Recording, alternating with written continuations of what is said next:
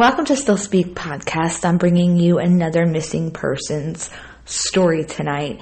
And guys, this one's urgent and I really need you to share. Okay, whether you share this video, whether you make your own posts, whether you share from my social media accounts, which I have accounts on TikTok, Instagram, Twitter, and Facebook. It's under Stillspeakpod.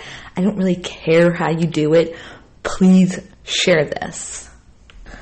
Now, this story involves two missing people, and they're minors, and there's no mystery on who has them or who took them, but the mystery is, where are they? Okay, so what we're going to do is I'm going to start off by telling you about the person who has them, then the ones that are missing, and then we're going to talk about some details.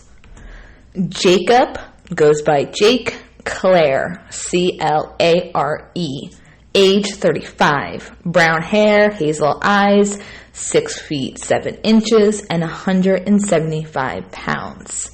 His son, Noah, is who is missing and known to be with his father, and his name is Noah Clare. He's 3. He has brown, curly, beautiful hair, super adorable kid, blue eyes, 3 feet 5 inches, and he weighs 40 pounds. And then Amber, which her full name is Amber Lynn Clare, age 16. She's got dirty blonde hair, green eyes. She is 5'7" and weighs 140 pounds. She is Jacob's niece. And specifically, she is Jacob's biological niece. She's the daughter of Jacob's brother. And I'm saying that for a reason, because we're going to be discussing something here shortly. So, Jake has a active warrant for custodial interference. And he took his son and his niece on the 5th. And one of the flyers talks about him being familiar with living off the grid, and prior posts of Jake's show that he's very interested in, national parks and hiking and things of the sort, which is very much like the Brian Laundrie and Gabby Petito case. So we're dealing with one of those situations again. And he has a tribal sleeve on his left arm, and he has his last name, Clare, Clare, on his right arm. A Facebook group that has been formed is Bring Noah and Amber Home Safe. Now, yesterday, additional information developed, and the TBI upgraded the alert to an endangered child alert for Noah. And they said that it's possible that they were headed to or are in, which is a mouthful to say, East Tennessee, the Gatlinburg area. And they had more information on the car that they would be driving, which was going to be a silver 2005 Subaru Legacy with several distinctive stickers and left rear damage. Tennessee tag number 42MY10. Now, they had to figure out the car for a specific reason, and we're going to get to that in a second as well. And if you noticed, I said for Noah, and there's a reason for that as well.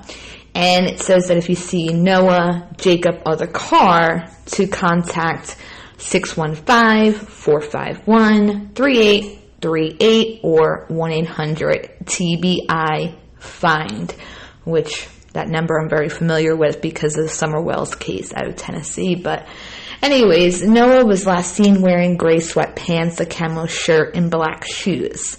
And the TBI has issued the warrant, and it is for the custodial interference. So now, why was Amber not mentioned in that? Well, because she went missing from Kentucky. And so Jake is also wanted now by the Beaver Dam Police Department, also for custodial interference. So he's got 2 active arrest warrants one in Kentucky and one in Tennessee. And it says that anybody that has information about Amber's whereabouts is asked to call the Beaver Dam Police Department at 270-274-7106 or the Ohio County Central Dispatch at 270-298-4411. Amber is listed as a runaway. Why? Well, it's really disturbing stuff here, but let me start by saying that both Amber and Jake left their phones behind. Okay? And in addition to Kentucky and Tennessee law enforcement being involved, Alabama actually put out an alert on Tuesday saying that Amber may have been spotted at the Peanut Festival there on Sunday wearing a gray hoodie and jeans. So if you went to this Peanut Festival in Alabama, check your photos, check your videos, study her picture, think about whether or not you think you saw this young lady. Amber actually left a note to her family, and in it said that if you miss me, look at the stars, which is kind of chilling in a way. I'm not quite sure what she was meaning by that, but it is alarming. So Jake actually sold his truck for cash that he had, and then he had his parents drop him and Noah off at a trampoline park and said that someone was going to be picking him up. This was 30 minutes after he picked up his son Noah from his mother for a visit this past weekend. After his parents left, he got in the car with Noah that he had bought, and it got left in this parking lot. And then he went and picked up Amber, and they took off. So this was shortly after he got his son from his mother, okay? And then the next morning, Amanda, which is Noah's mother, said, I woke up Saturday morning at about 9:30 to phone calls from Amber's family.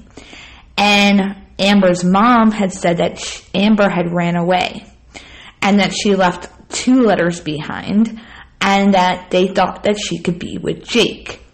And Amber's mom knew that Jake and Amanda were supposed to have open communication when it came to Noah. And so Amanda starts to call Jake's phone, and it went straight to voicemail. She said she tried to text him and call him, contact him on social media. Nothing. No response.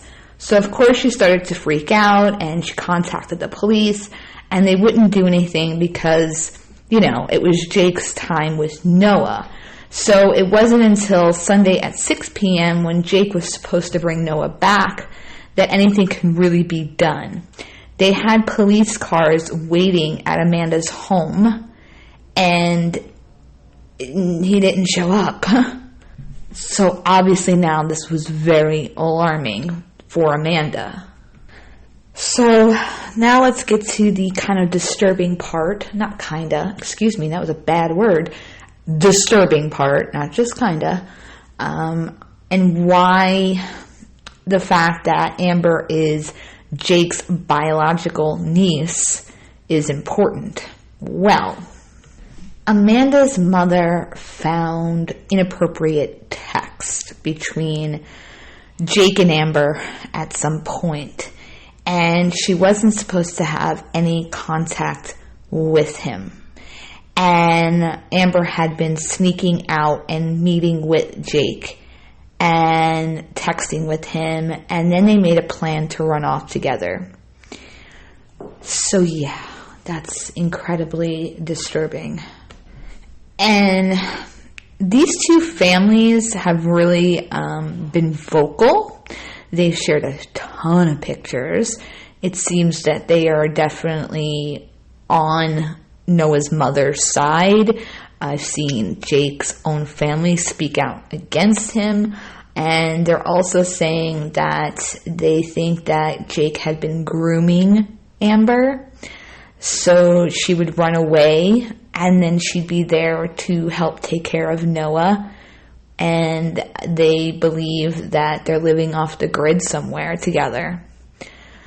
So I think that's plausible, because it does seem that Jake had a plan. I mean, he sells his truck, he buys this other car, he parks it in this parking lot, he gets his parents to drop him and Noah off there, they take off, and he gets in the car with Noah, then heads to Amber, takes Amber, and then him and Amber both leave their phones behind, and Amber leaves a letter. So there does sound like some planning here.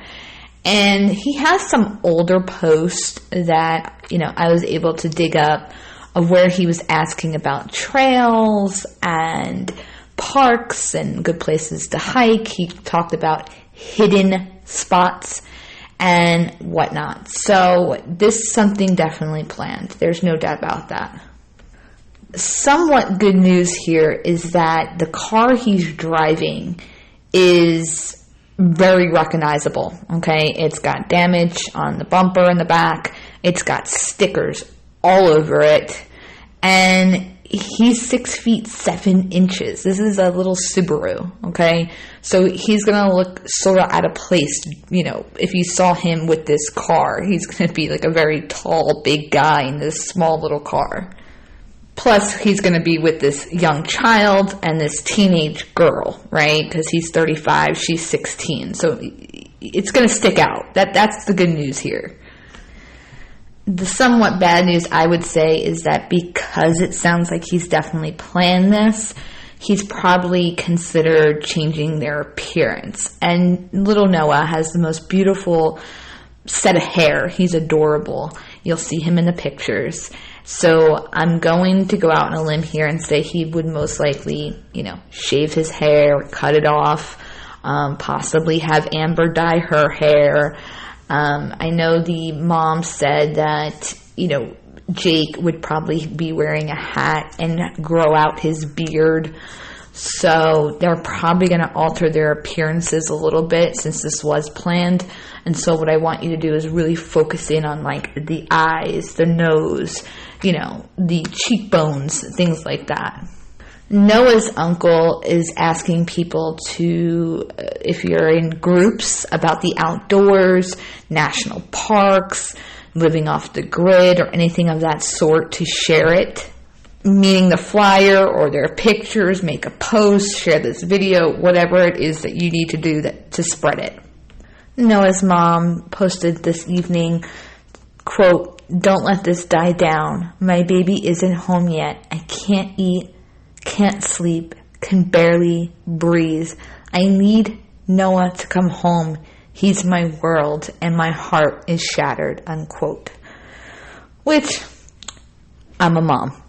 Breaks my heart, and she has shared many pictures of her with her son, and he seems to absolutely adore his mother, and the same for her to him.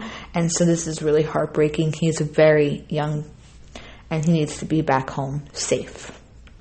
In one of the posts that he had from about 2 years ago, where he was looking for like the hidden spots, he actually even mentioned the less people, the better. So just as a recap here, he's got 2 active warrants, one in Kentucky, one in Tennessee. Son Noah, 3, missing. Niece Amber, 16, missing. Tennessee license plate number 42MY10. It's a 2005 Subaru Legacy. For Noah, you can call 1-800-TBI-FIND. For Amber, you can call 270-274-7106. It sounds to me like the person who sold Jacob the car, reached out to the police, and this is how we have more images of the car. Prior to that, there was surveillance footage of the car in that parking lot of the trampoline park.